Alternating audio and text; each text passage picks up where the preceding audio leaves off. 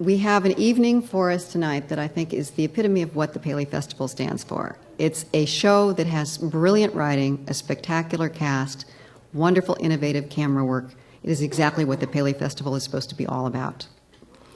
When it debuted in November, Fox's Arrested Development was hailed by many critics as the best new show of the season and one of the smartest comedies of recent years. Although dysfunctional families are not new to television, God knows, creator and executive producer Mitchell Hurwitz's approach in exploring the subject is both fresh and unique. Using handheld cameras, a documentary-like cinema verite style, and witty, non-judgmental narration, Arrested Development is one of the funniest and the most original satires on television. Before we start... Check, mic check, check. Hello, hello. Thank you. It's hard to get a job off of tape, and it's a weird fact that like half the cast was cast from out of town, and Marcia DeBonis was the New York casting director, and really helped us a lot because some of the harder parts we were having trouble finding Lucille, and we were having a lot of trouble finding Will's part. And I think with Will's part we were not looking at exactly like the right type, and Will kind of brought this sort of like macho energy, like this cock of the roost. That like an overcompensating. Yeah, no, it's not a real. What? I'm right here. No, in other words.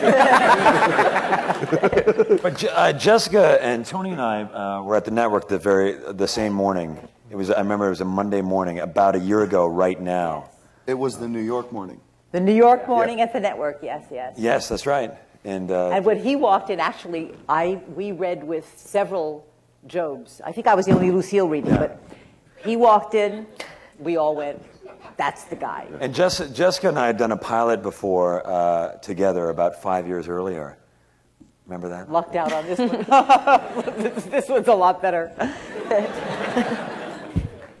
I'd like to hear both from the two of you, David and you, Mitchell, and also from the cast a little bit about sort of how does it work on a show where it's not completely scripted? Well, it is.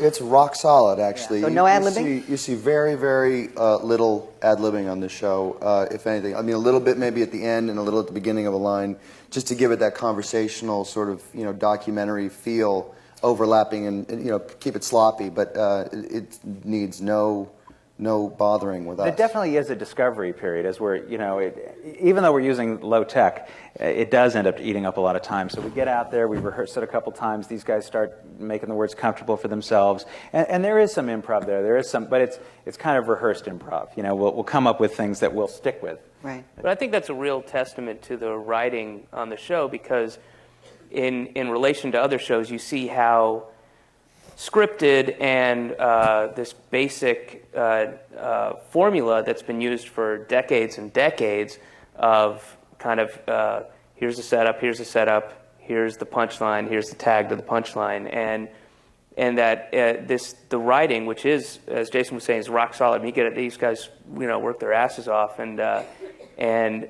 it doesn't feel like that at all, and it's still genuinely funny, and it's real, and the characters seem real, even though they're broad, and I think that's a testament to the writing more than anything. I think it's a testament to the acting. There you go. Good combination. Mitch keeps kind of making jokes, I'm hoping, about fighting for your life and ratings jokes and whatnot. But if there is some truth to that you really are having to, I guess every show has to fight that uphill battle. But so what I'm hearing is that you don't think those jokes are funny.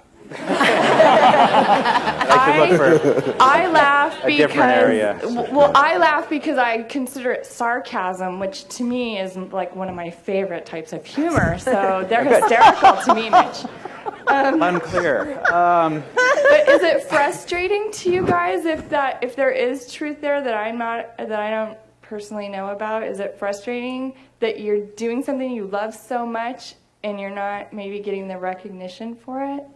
We're certainly getting critical recognition, and you guys yeah, are but definitely. But if it's like a network thing, does that get annoying to you, or do you just feel like you're so happy to be doing this? I gotta say, my dream has always been to work on a show, regardless of what that show is, that holds Malcolm's numbers. And, if it doesn't happen, you move on. You move on. It's, we really do. We kind of live in this little bubble, and there's so much in these productions, and we work so hard to get these scripts out that I really mean it sincerely when we're not that focused on the numbers. We're really not that discouraged about them. I think Fox considers us a first-year show that needs to find an audience. That Sunday at 9:30 spot has really never worked for anybody. But we don't know any better. It's not like we at one point had a 20 share and now we're getting a 9 share. We're building a little bit every week, and it really is just more about, it's kind of corny to say, but it's more about doing the work. Well, this was one of the very first shows to sell out at our Paley Festival, so Wow. I think that's a sign of good things. I see a hand way back there. Hi. Which came first, the title or the plot, and how did one evolve into the other? Yes, it's one of those titles that is like a little too clever. It's Not like cracking up, though. But it's a good example. It's a good example. It's a good example of what's wrong with this show.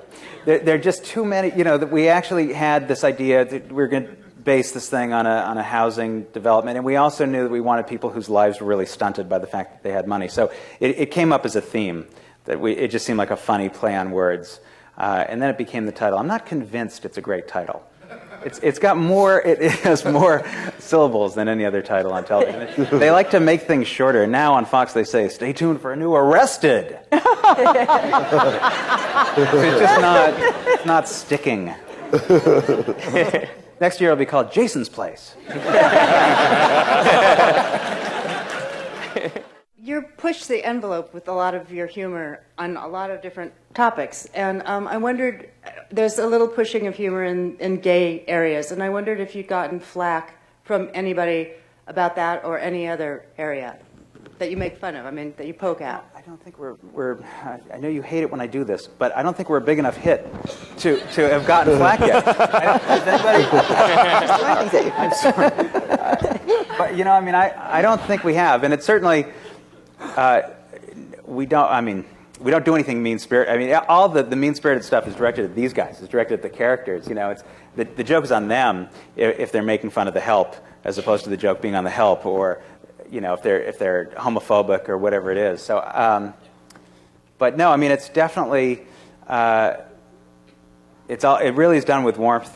Yeah, credit to the writing again. Somebody like Archie Bunker. Here's a guy who made a lot of off-color comments even earlier, but it was never really offensive because you looked at the source. And so, I think if my character said something that was disparaging about an ethnicity or a minority, then you'd really have a good beef. But a lot of it comes out of ignorance. A lot of it goes to, Jessica's just, immaculate in the way she plays that character. And you could just, you could have her say anything, and she's so beautifully flawed, and so it's acceptable, So it's a combination of the writing and the acting that makes it palatable, I hope.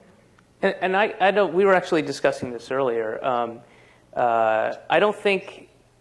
I can't recall a joke that was disparaging against the gay community. It's usually about the guy who's so oblivious, and there's a lot of kind of double entendres that the guy isn't aware of. But I don't think it's ever a pointed disparaging, pejorative comment. Even in the pilot, there was the boat of homosexual protesters, and they represented freedom. They really were the plot point in a way. They were the example of how good life can be, dancing, holding signs. So we really Beautiful outfits. Yeah. So it really was like On the ocean. on the ocean. Plus, we got a gay person on the writing staff just to ensure ourselves, didn't we? We don't know which one, but We're assured he's there. we know he's there. Plus, everybody gets it too. It's not just homosexuals. It's I think we've covered the gamut. Everybody gets it. So Black homosexuals, Hispanic homosexuals. You go after them.